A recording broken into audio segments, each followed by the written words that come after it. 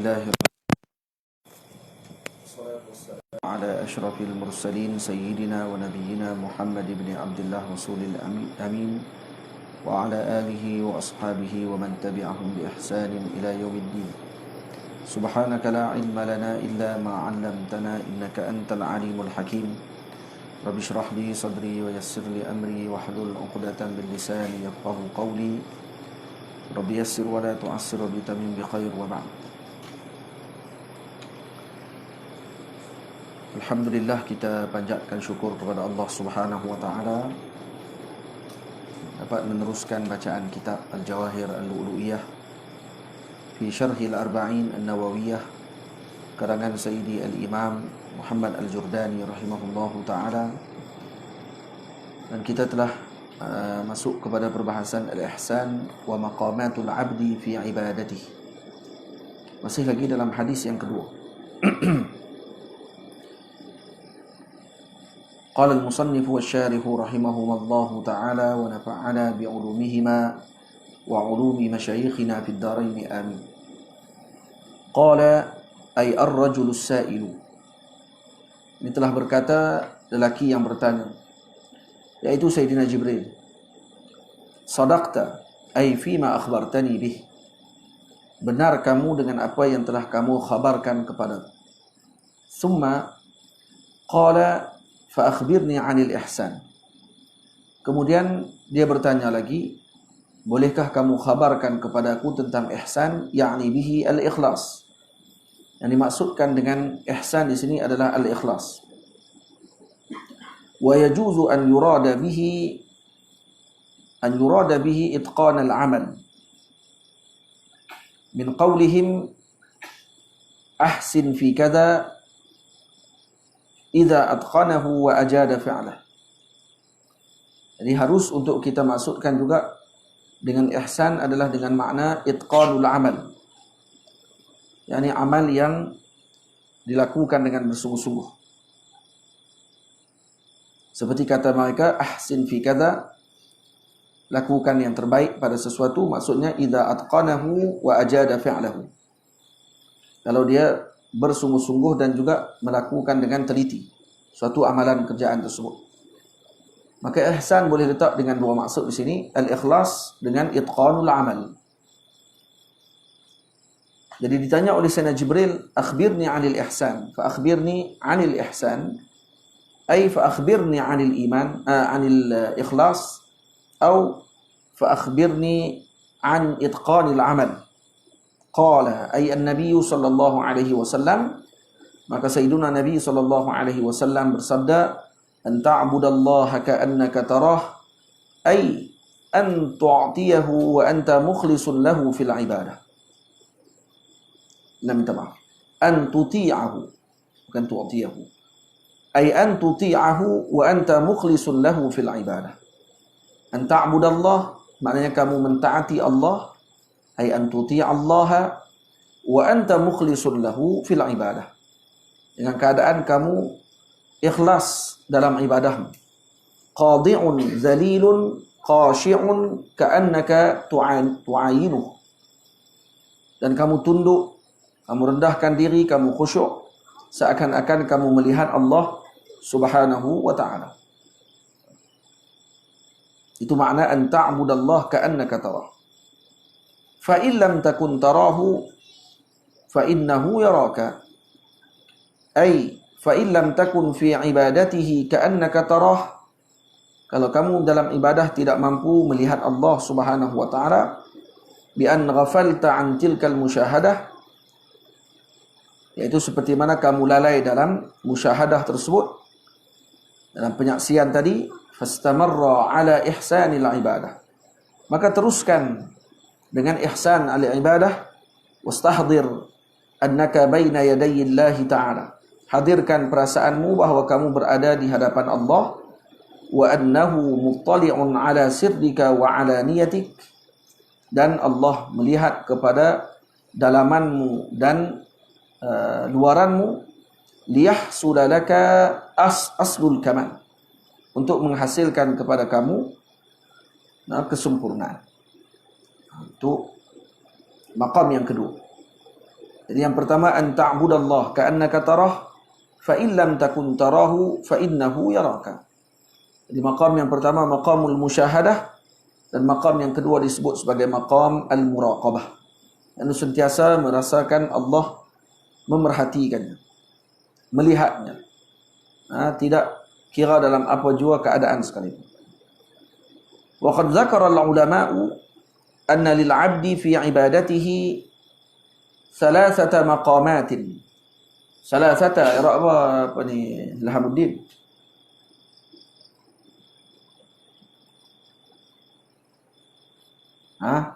Kenapa Ustaz baca salasata?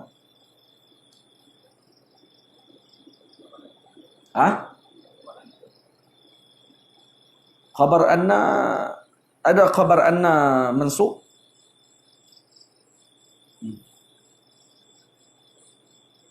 Syarimi?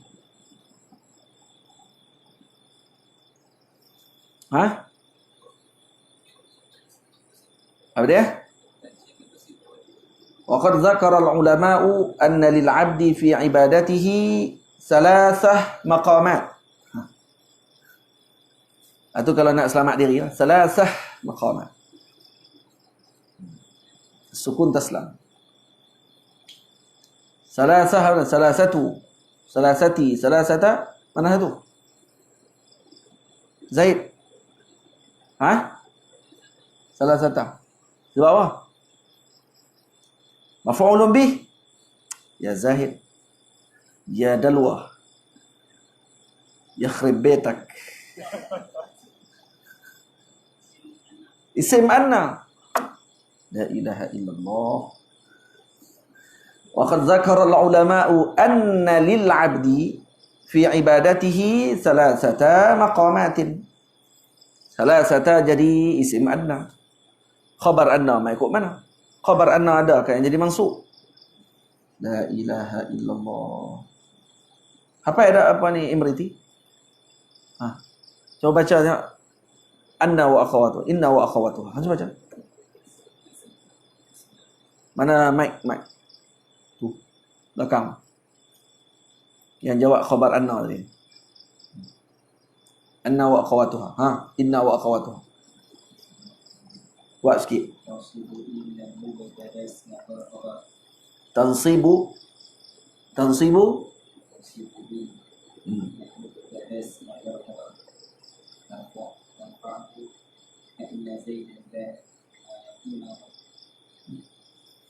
Baca itu boleh baca pula. Ka'anna Zaidan zu nazar. Ka'anna Zaidan zu nazar khabar dia marfu'.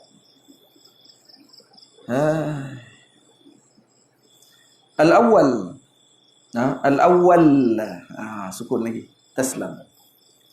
Al-awwalu atau al-awwali al-awwala. Mana tu? Al-awwala. Al-awwala ni i'rab apa? Alif. I'rab apa? Alif dua. Alif. Alifan.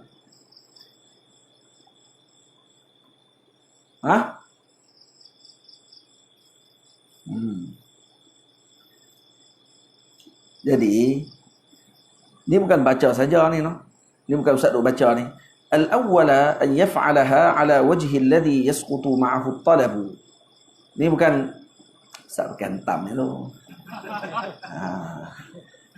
Ustaz dia baca dia rasa sedap, dia boh aja. Dia macam yang sikit kandak dia boh sikit. Kira clear lah. Macam tu. Al-awwala, al-awwali, al-awwal. Jangan mana tu? Boleh baca dua. Boleh baca al-awwalu dengan takdir hadzal awwal. Jadi dia jadi khabar mubtada' mahdzuf. Ataupun mubtada' dan khabarnya mahdzuf. Al-awwal hadza. Al-awwal ini hadza. Hadza al-jumlah, hadhihi al-jumlah. Atau kita i'rab al-awwala sebagai badal kepada salasah.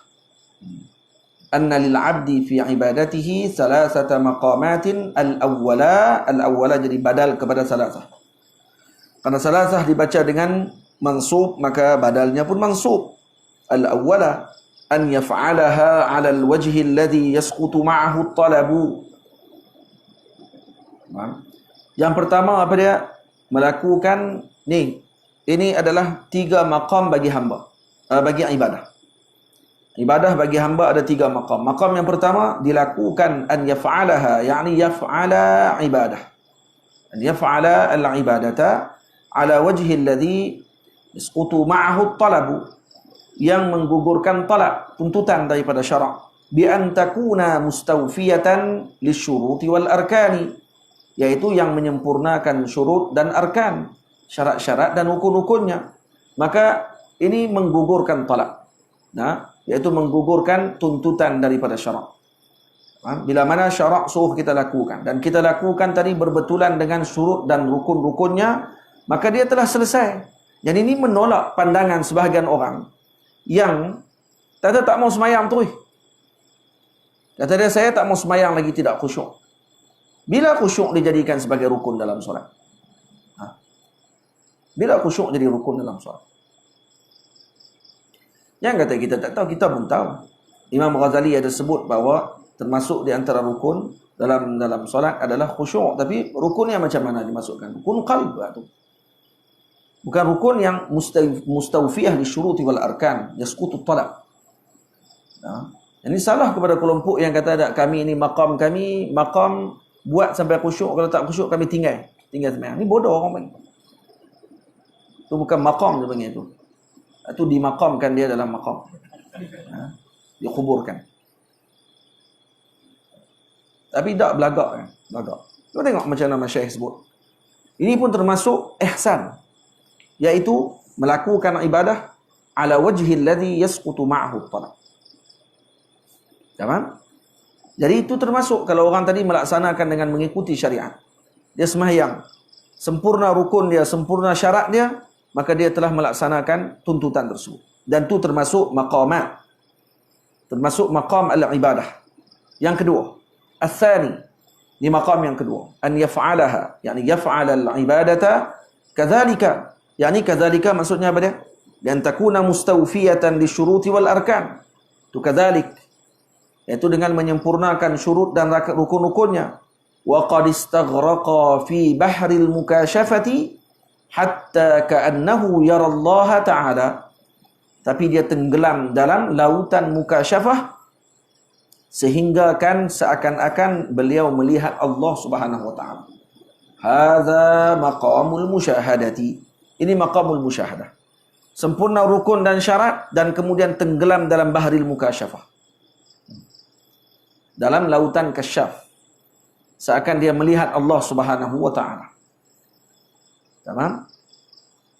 Yang ketiga, ats-tsalitsu an yaf'alaha, yakni yaf'ala al-ibadata kadzalika, seumpama yang mana? Seumpama yang pertama tadi, yaitu mustawfiyatan lisyuruti wal arkan wa qad ghalaba alaihi anna Allah taala yushahidu. Tapi lebih menang kepada sudut dia merasakan Allah sentiasa melihat dan memandang. Wa hadza maqamul muraqabah. Dan ini maqamul muraqabah. Coba tengok apa kata Syekh. Wa kullun minal maqamatis salasati ihsanun. Ketiga-tiga maqam tadi disebut ihsan. Semua ihsan. Illa anna al-ihsan al-mashruta fi sihhatil ibadah innama huwa al-awwal. Dan ihsan yang disyaratkan untuk sahnya ibadah adalah yang pertama, yaitu melakukan yang menyempurnakan syarat dan rukunnya.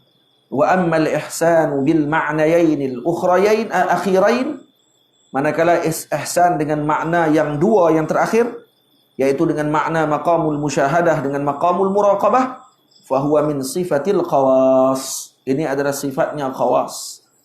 Wa muta'adzirun min kathirin, dan ramai yang tidak sampai kepada peringkat tersebut ma'zur. Ana tidak sampai kepada tahap itu.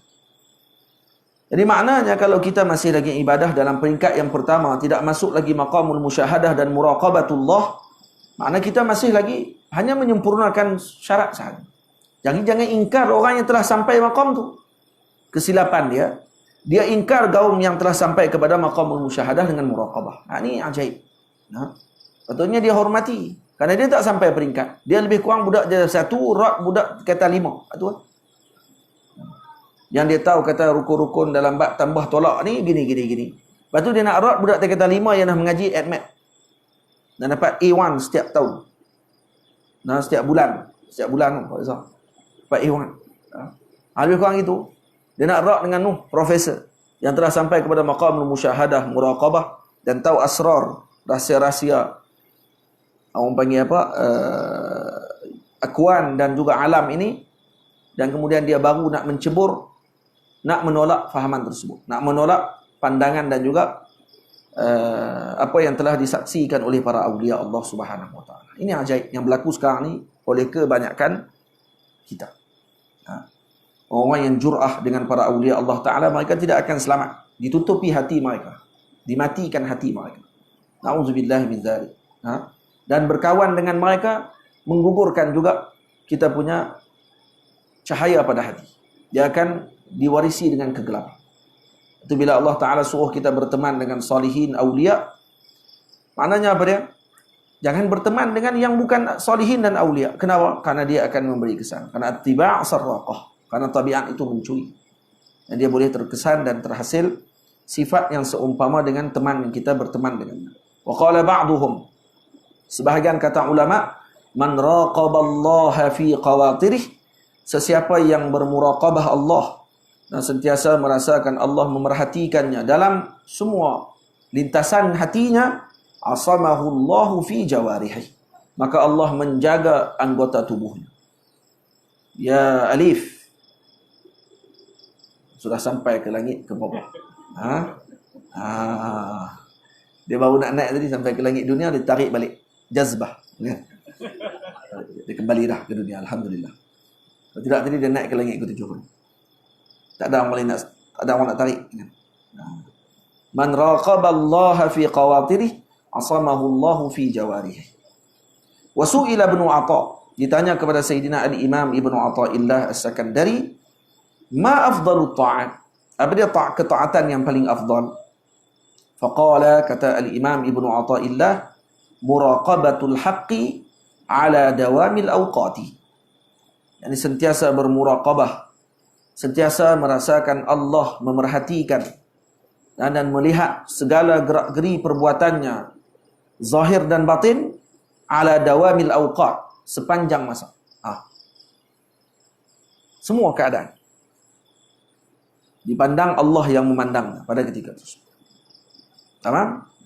Maka ini adalah afdalut ta'at. Jadi kalau orang yang muraqabatul haq ala dawamil awqat, dia akan tinggalkan wajibat? Tak. Dia akan lakukan yang manhiyat, yang dilarang? Tidak sama sekali. Kenapa? Karena muraqabatul haq. Betul? Dan dia akan sukunul jawarih. Kita kalau semayang, ada keluarga kita alim seorang. Ini alim tu. Tengah kita duduk semayang, tengok-tengok dia masuk duduk kat depan. Tak duduk depan, duduk tepi lah. Duduk depan lagi. Lepas jadi isu pula, sembah orang pula lagi. Dia duduk tepi. Duduk tepi, duduk tengok dia semayang. Apa perasaan kita waktu ni? Dan kita tahu ni alim. Tak keluar kita, tok guru kita tengok kita. Tengok duduk semayang ni, Allahu Akbar, tok guru duduk tengok. Dia jadi macam mana waktu tu? Angkat takbir pun betul-betul tu. Dia boleh. Lepas tu letak pula rapat elok. Baca pun tenang, elok. Rokok dengan penuh syarat dan juga dia punya kesempurnaan sampai habis sembahyang. Kenapa jadi macam tu? Karena dia tahu ada orang yang alim sedang melihat dia dan nanti dia akan disoal. Kenapa kamu sembahyang macam tu tadi? Kenapa rokok macam tu tadi? Kenapa gini? Kenapa gini? Jadi dia dah nak kena bersiap soalan dia dan sebagainya. Bagaimana kalau yang memandang tadi Allah? Dan memang Allah pandang pun. Tapi kenapa kita buat tak tahu? Memang tak ada perasaan. Karena tidak kenal. Dan kata orang ni kata kat diri sendiri. Karena tidak kenal. Orang kalau dia tak kenal harimau, dan kali pertama dia tengok harimau, dan dia nampak lebih kurang kucing dia tengok. Tidak. Dia akan buat apa kat harimau tu? Dia buat tak heran. Dia tak kenal harimau. Yang dia tahu kata macam kucing kat rumah dia tengok. Dan dia tak pernah terlintas dalam kepala otak dia kata ni ada harimau dalam makhluk Allah ni, ada sejenis harimau, sejenis makhluk namanya harimau yang jangan duduk dekat tebiang dengan dia. Mampu yang bagi. Dia ingat kucing. Dia nampaklah hutan pula. Wih, lawa pada kucing ni kata. Belang-belang elok. Ha? Ekor pun lagi panjang pada kucing. Lepas tu pergi dekat. Habis. Allah yarham. Nah. Ha? Kerana apa? Kerana tak kenal. Jadi dia tak ada perasaan takut. Dia tak ada apa. Dan itu akan menyebabkan dia jadi halak. Dia akan jadi rosak dan juga dia akan binasa. Tapi kalau dia kenal, tak payah tengok. Dengar suara je cukup dah. Tak payah dengar, tak payah tengok, tak payah dengar suara. Dengar khabar saja pun dah cerin bulu roma. Apa? Baru dengar khabar saja.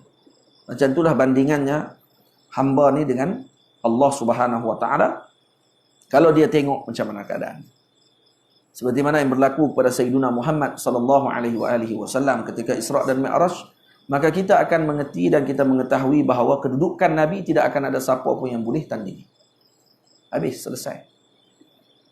Nabi bukan hanya muraqabah, musyahadah dengan syahadatul ain, bukan ka'annahu, ka'annaka tarah. La.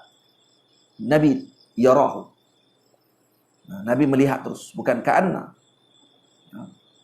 Macam mana keadaan Rasulullah sallallahu alaihi wasallam? Tidak ada bandingan. Dan tak ada orang yang boleh menandingi perkara tersebut. Wa hukiya, diriwayatkan anna ba'dal masyayikh, ingatlah jangan baca masyayikh, tak kena. Masyayikh tak betul. Anna ba'dal masyayikh kana yakhussu ba'd talamizatihi bi iqbalihi alaihi. Sebahagian guru mengkhususkan sebahagian muridnya untuk iqbalihi alaihi, untuk datang kepadanya, muasyarah dengan dia, duduk dengan dia dan sebagainya. Faqalu lahu fi dhalik, maka orang pun pakat bercerita. Ini ceritanya kata berlaku kepada Sayyidina Al-Imam Sahal At-Tustari rahimahullahu ta'ala, yang merupakan anak saudara kepada Sayyidina Muhammad As-Sawwar rahimahullahu ta'ala. Nah, sebahagian yang kata ni cerita dia. Jadi ada mak ayah ni, dalam ni dia kata anak-anak murid yang menyembang. Dalam riwayat yang Sahal Tustari, mak ayah yang menyembang. Kerana Imam Sahal Tustari dihantar pergi ke Kutab, macam tadika zaman lah, pasti zaman lah ni. Jadi hantar pergi duduk di Kutab tadi. Maka mak ayah menyembang, kata Syekhul Kutab, guru Kutab tadi, guru di tempat pengajian Quran dan juga ilmu-ilmu alat tadi ni, yang permulaan bagi talib, bagi penuntut ilmu yang muda-muda kecil ni, di apa ni, Allahumma salli ala Sayyidina Muhammad, di komplain lah, dia kata Tok Guru lebihkan Sahal seorang saja, tidak lebihkan anak-anak kami yang lain. Maka dibuat tes dia sama macam ni. Apa dia? Fadafa'a ila kulli wahidin minhum tayra. Maka guru tadi bila mana ada orang pakat komplain, dia pun bagi setiap seorang daripada murid dia seekor burung. Seorang seekor burung. Faqala izbahu bihaitsu la yarahu ahadun. Nah, sembelihlah burung ini di tempat yang tak ada seorang pun tengok. La yarahu ahadun. Famada kullu wahidin fadhabaha ma ma'ahu bimakanin khalin. Maka setiap orang pergi ke tempat yang tak ada orang, maka disembelihnya burung tadi. Wa jaa hadha at-tilmizu wa ma'ahu at-tayru ghairu mazbuh. Ya. Maka datang talib tadi, tilmiz tadi datang bersama dengan burung yang diberi tanpa disembelih. Fasa'alahu syekh an adami dhabhihi. Dan syekh pun tanya, kenapa kamu tak sembelih? Faqala innaka amartani an adbahahu bihaitsu la yarahu ahadun. Kamu suruh aku sembelih di tempat yang tidak ada orang tengok. Walam yakun mawdi'un illa wal haqqu subhanahu wa ta'ala yarahu. Tidak ada tempat melainkan kesemuanya Allah Ta'ala lihat. Dan Allah termasuk ahad. Faqala syaikhu li talamizatihi, maka guru tadi berkata kepada para muridnya yang lain, lihadza uqaddimuhu alaikum. Karena sebab inilah aku dahulukan dia daripada kalian. Fa innal ghaliba alaikum ru'yatul khalq. Karena kebanyakan kamu masih memandang kepada makhluk. Wa hadza ghairu ghafilin 'anil haqq.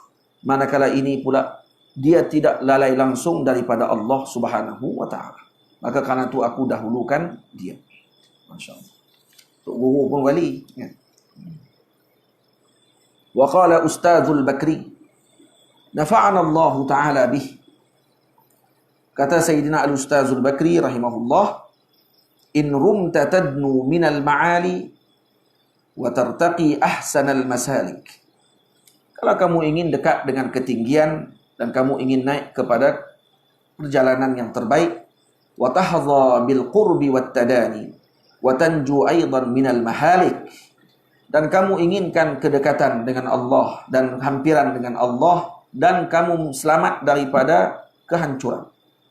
Wa anka hujbul aib wa anka hujbul bi'adi tujla wa tajri ma syi'ta fil mamalik.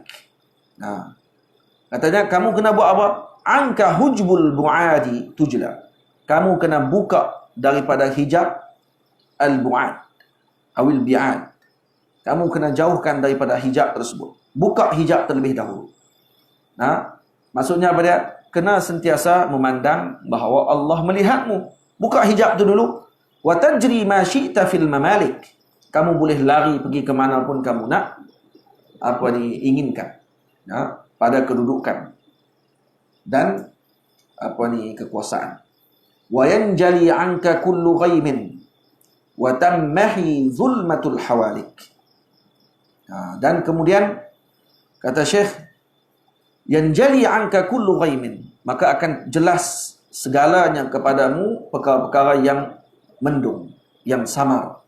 Wa tanmahi zulmatul hawalik. Dan akan maha, maksudnya akan dihilangkan kepada kamu kegelapan perkara yang gelap. Hawalik maknanya as-sawa. Fafarrighil qalba min siwahu wa raqibillaha fi fi'alik.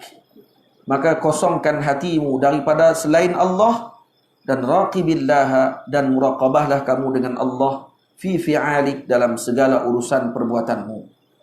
Maka ini disebut oleh Syekh jalan untuk kamu tinggikan kedudukanmu di sisi Allah. Hujung sekali apa dia? Yang jadi angka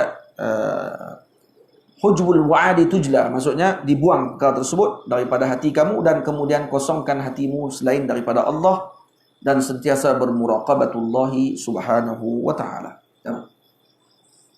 Selesai, itu maqam al-musyahadah dengan muraqabah Allah subhanahu wa ta'ala. As-sa'ah wa ba'du amaratiha.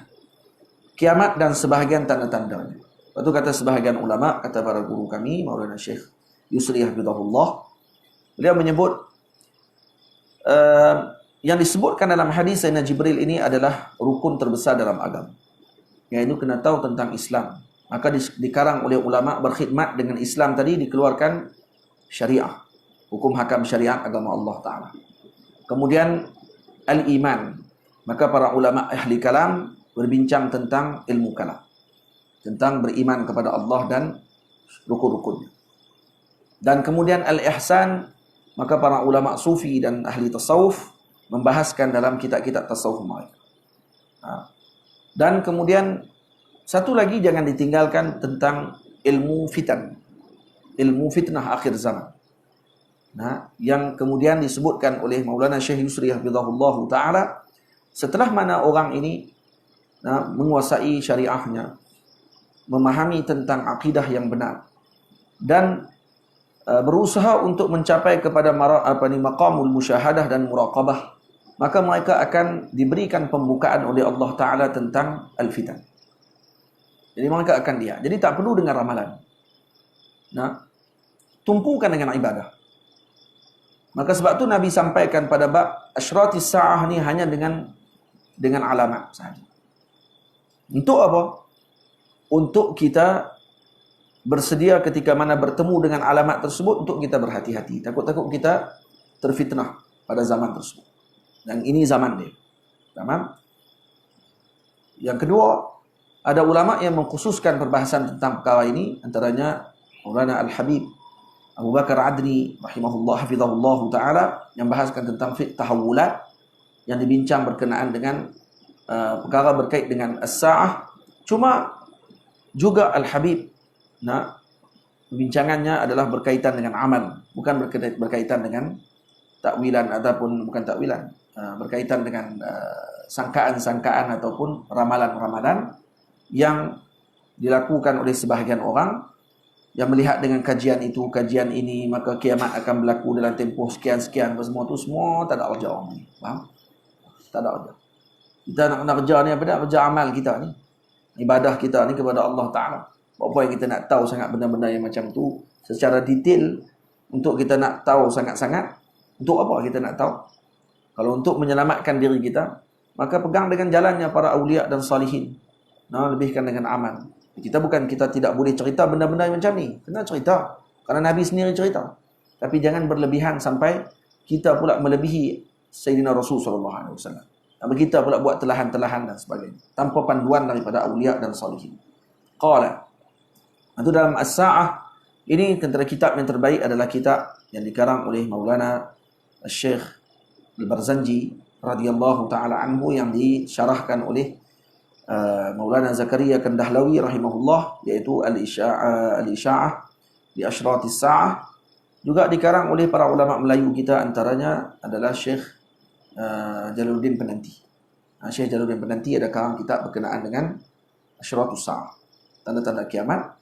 Maka boleh kita rujuk dengan kitab-kitab tersebut. Dan juga Syekh Fahmi Zamzam ada karang berkenaan dengan kiamat hampir tiba. Maka semua tadi bukan ramalan. Semua tadi cerita apa yang disebut oleh Rasulullah. Dan kemudian mereka memberikan panduan untuk kita melebihkan dalam amal dan mendekatkan diri kepada Allah dan melazimi sunnah baginda Rasul SAW. Qala ay rajul, kata lelaki itu lagi, fa akhbirni 'anis sa'ah, maka khabarkan kepada aku tentang hari kiamat. Ai an waqti maji'iyah, tolong bagi tahu kepada aku tentang waktu kiamat ni bila.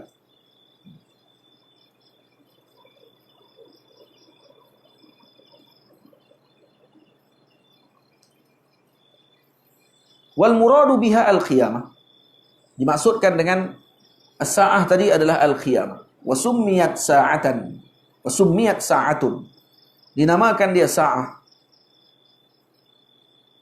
atau wa summiyat sa'atan, wa summiyat hiya sa'atan. Sa'atan jadi maf'ul tsani.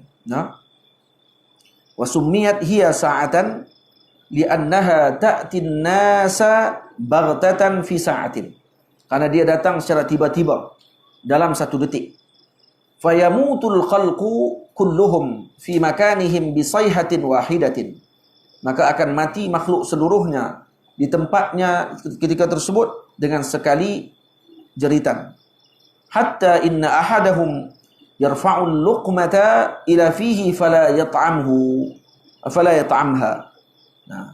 Sehingga ada orang yang sedang mengangkat makanan untuk disuap dalam mulutnya, tak sempat dia makan, mati waktu itu. Cepatnya kiamat tadi berlaku. Itu dipanggil as-sa'ah. Karena li'annaha ta'tin nasa baghtatan fi sa'ah, datang tiba-tiba. Itu dipanggil as-sa'ah. Moga Allah lindungi kita. Qala an-nabiy sallallahu alaihi wasallam mal mas'ulu anha ay an waqti maji'iha bi'a'lama min as-sa'il. Tamam? Kata Nabi sallallahu alaihi wasallam, tidaklah yang ditanya tentang waktu tersebut lebih mengetahui daripada yang bertanya. Maknanya apa di sini? Maknanya adakah maksudnya Sayyidina Jibril lebih tahu daripada Nabi? Tak, maknanya ai kilana sawa'un fi 'adamil ilmi bi zamani wuqu'iha. Sama aja kita dua. Maksudnya gitu. Namal mas'ulu anha bi'a'lama min as-sa'il, maksudnya apa dia? Sama saja kita berdua. Dua-dua tak tahu. Kamu pun tak tahu, hai yang bertanya, yang ditanya pun tak tahu. Yang tahu siapa? Allah Ta'ala saja. Wa qila inna rajulan atan nabiyya sallallahu alaihi wasallam. Dikatakan ada, ceritakan bahawa seorang lelaki telah datang kepada Rasulullah sallallahu alaihi wasallam. Faqala lahu, mata qiyamus sa'ah? Bilakah kiamat akan berlaku? Wa inni qad alqaitu habbati famata as-sama'u tumtir. Dan sungguhnya aku telah melemparkan aku punya anak benih, dan bilakah langit akan turun hujan? Wa hamlum imraati zakarun am unsa. Kemudian ada seorang lagi tanya pula, isteri aku mengandung anak lelaki ke perempuan? Wa ma a'malu ghadan, esok aku nak buat apa? Wa aina amutu, aku nak mati kat mana? Semua tanya gitu. Maka disurunkan ayat Allah Taala, fa nazala qauluhu ta'ala, innallaha 'indahu 'ilmus sa'ati. Al-ayata. Al-ayata i'rab apa? Al-ayata iqra al-ayata. Nah, boleh baca juga al-ayatu, yakni hadhil ayatu. Maka turunlah ayat Allah Subhanahu wa taala tanpa Rasul. Nah, sekali Nabi naik atas mimbar, Nabi tanya, siapa dia nak cerita, nak tanya apa-apa, silakan tanya. Seorang ni bangkit tanya, ayah saya di mana ya Rasulullah? Nabi kata, inna abi wa abaka finnar. Nabi sebut itu. Abi itu abi apa? Abu Lahab. Bukan abi makna ayah Nabi SAW. Inna abi wa abaka finnar, ini inna abi yani Abu Lahab, bapa saudara Nabi. Wa abuka finnar, dalam mereka. Seorang lagi bangkit lagi tanya, man abi? Siapa ayah saya ya Rasulullah? Nabi pun berkata, ayah kamu fulan bin fulan. Kemudian Sayyidina Umar masa tu dah perasan muka Nabi tak senang karena ditanya soalan-soalannya macam tu. Bukan Nabi, Sayyidina Umar pun bangun dan kata, kami beriman kepada Nabi SAW, kami beriman kepada Allah, kami redha dengan Nabi SAW. Raditu billahi rabba wa bil islami dina. Kata itu. Perkataan tadi disebut. Maka ditutup majlis tadi dengan ucapan Sayyidina Umar radhiyallahu anhu. Sayyidina Umar tahu, nampak wajah Rasulullah tak senang, soalan tu ditanya. Faham? Kenapa sahabat tanya macam tu? Ada seorang sahabat yang tanya tadi, siapa ayah saya tadi? Kerana berlaku khilaf waktu tu. Orang nak kata dia ni anak fulan, tak tahu yang mana satu. Bila Nabi bagi tahu saja ayah dia kamu sekian-sekian, ayah kamu sekian-sekian, balik dia tanya kat mak dia. Betul ke ayah saya sekian? Mak dia kata, ya betul. Yang tu ayah kamu sebab mungkin pernah berlaku zina kan sebagainya tu. Jadi Rasulullah bagi tahu terus perkara baik. Nabi inginkan soalan yang lain daripada soalan-soalan yang lebih penting. Jadi di sana soalan peribadi dan sebagainya, maka Sayyidina Umar potong terus. Kami beriman dengan Allah dan kami redha dengan Nabi sallallahu alaihi wasallam. Wal haqq anna Allah subhanahu wa ta'ala lam yaqbid nabiyyana sallallahu alaihi wasallam hatta atla'ahu ala kulli ma abhamahu alaihi. Cuba tengok sini. Bila Nabi kata ma mas'ulu anha bi'a'lama minas sa'il, tidaklah yang bertanya tidaklah yang ditanya lebih tahu daripada yang bertanya, maknanya kilana sawa, kita semua sama aja, tak tahu. Tapi yang hak, yang tepatnya apa dia? Allah Subhanahu wa taala tidak mencabut nyawa Nabi sallallahu alaihi wasallam sehinggalah diperlihatkan kepada Nabi semua perkara yang tidak diketahui oleh Nabi sallallahu alaihi wasallam. Maksudnya daripada awal zaman sampai akhir zaman diketahui semuanya oleh Rasulullah, illa annahu amarahu bikatmil ba'di wal i'lami, annahu amarahu bikatmil ba'di wal i'lami bil ba'd. Dan cuma Allah Taala mengarahkan kepada Sayyidina Rasul untuk maklumkan sebahagian dan menutup sebahagian lagi yang lain. Kat maksudnya ditutup sebahagian dan dimaklumkan sebahagian lagi yang lain. Kalau kita kata, kalau kan Allah Ta'ala larang Nabi daripada menyembunyikan sesuatu, ni Allah Ta'ala suruh sembunyikan, maka Nabi ikut arahan lah. Nah, yang dilarang tu kalau kata perkara yang disuruh oleh Allah disampaikan, Nabi sembunyikan, itu tak boleh lah. Memang Nabi wajib sampaikan. Sekarang ni Allah arahkan Nabi jangan cerita, maka Nabi tak cerita, dan ada sebahagian Allah Ta'ala kata ceritakan, maka diceritakan oleh Nabi SAW. Maka tak termasuk, kata Rasulullah, menyembunyikan ilmu pada ketika itu. Tamam?